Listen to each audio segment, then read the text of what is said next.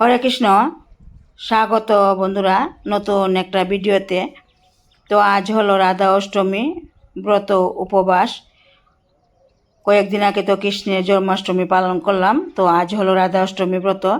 তো আমি রাধা মাধবের যতগুলো তিথি সবগুলি পালন করার চেষ্টা করি। তো যথারীতি আজও রাধা অষ্টমী পালন করব। তো সকালবেলায় রাধা মাধবের পূজা দেওয়ার পর ফুল তুলতে চলে গেলাম, তো অনেক ফুলই পেলাম। তো ফুল তুলে শেষ করে নিয়ে এলাম, এবার রান্না বসাবো।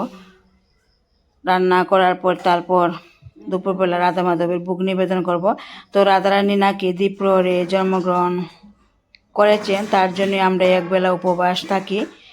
একবেলা উপবাস থাকার পর অন্ন ভোগ নিবেদন করে নিই রাধা মাধবের।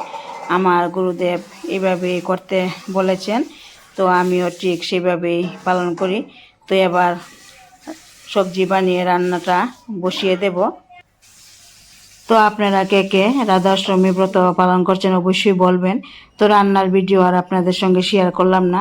তো রাধা মাধবকে আপনারা দর্শন করুন, দেখুন ফুল দিয়ে খুব সুন্দর করে কিন্তু সাজিয়ে দিলাম। তো এই ড্রেসটা জন্মাষ্টমীতে এনেছিলাম, তো এই ড্রেসটাই আবার পরিয়ে দিলাম। তো আপনারা এখন রাধা মাধবের ভোগ দর্শন করুন। তো এইভাবে আমি আজ রাধা অষ্টমী ব্রত উপবাস পালন করলাম। তো কেমন লাগলো আমার এই ভিডিওটা? যদি ভালো লাগে অবশ্যই একটা লাইক দিবেন, শেয়ার করবেন।